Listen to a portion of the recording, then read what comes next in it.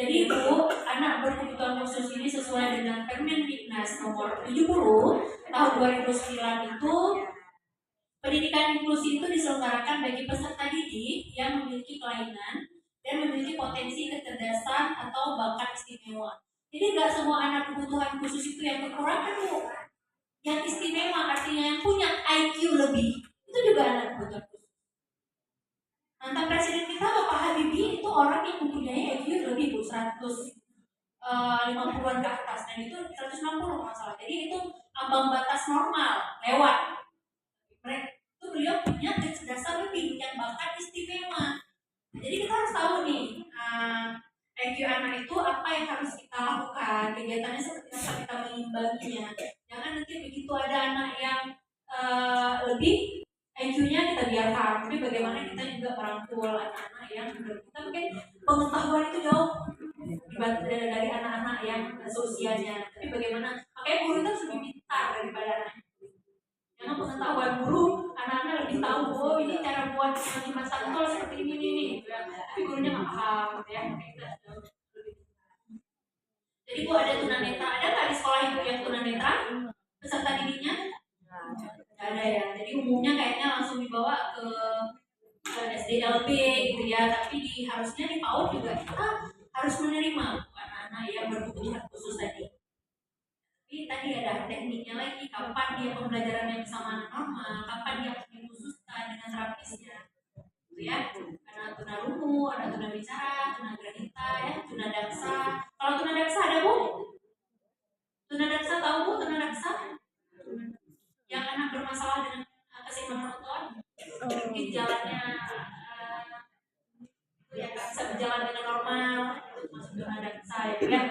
Ada tunalaras.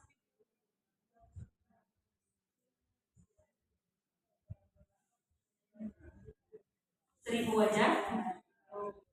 Ya, ini yang masuk pada Permendiknas nomor 70 ya Bu ya. Kita baca dulu. Yang selanjutnya itu berkesulitan belajar. Kesulitan belajar juga kan nggak ada yang permanen dan masih bisa kita bantu untuk ini ya, kayak speed delay itu Bu. Speed delay kan masih bisa kita atasi. Ya, seperti dengan teori scaffolding tadi, itu juga cara kita memberantas speed delay. Saya pernah baca tuh Bu di artikel, salah satu yang menyebabkan anak itu speed delay gadget ya, penggunaan handphone yang berlebihan ya, nonton TV. Terus juga ada Bu film-film yang memicu anak itu speed delay, kayak Marsha and the Deer. Marsha itu kan dia ngomong bahasa Rusia ya, anak itu nggak paham. Tapi terlalu sering menonton itu juga bisa menyebabkan si anak itu karena nggak ada penambahan kosakata kan, akhirnya kalau Marsha tuh jadi orang anak kok nonton Marsha kan dia belajar ya, ngacak-ngacak rumah motorik, tunaganda, cerdas istimewa, dan bakat istimewa. Jadi yang istimewa juga termasuk anak yang di IQ-nya lebih, itu juga termasuk yang punya bakat istimewa ya. Jadi Bu, ada istilahnya PDBK. Kemarin ada yang jawab di pretestnya PDBK apa? Ada pertanyaan di pretest kita kemarin. Ada kuisis kemarin. Jadi PDBK itu adalah peserta didik berkebutuhan. Nah, jangan salah lagi jawab untuk postes ya Bu ya. Ya, jadi ada dua ya Bu ya. Ada yang bersifat sementara, seperti tadi Bu, anak mengalami hambatan belajar. Itu kan bersifat sementara. Tentunya kita harus berikan stimulasi yang tepat. Ya, jadi kalau nggak diatasi juga akan menjadi permanen.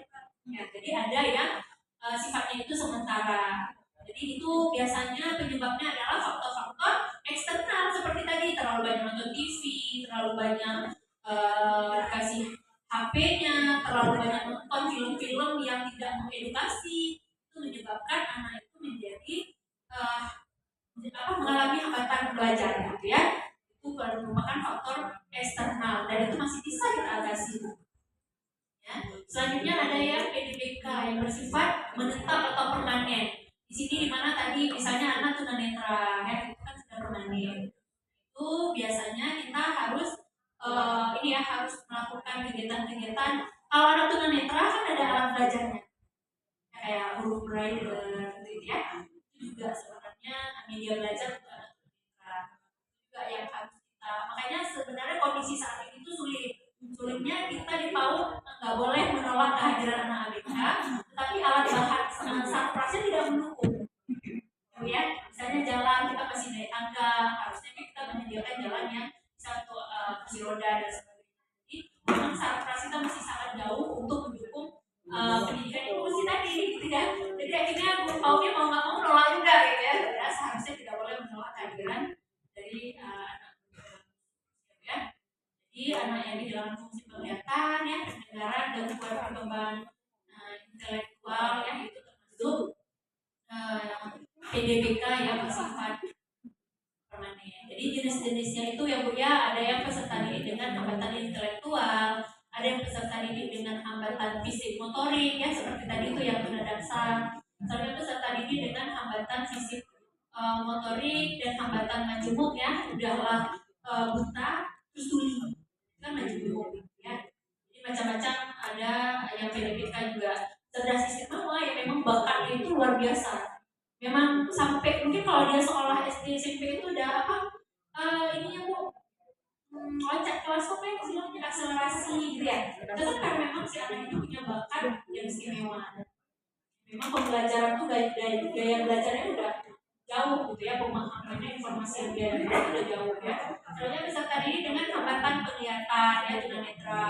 Saya peserta didik dengan hambatan pendengaran, ya.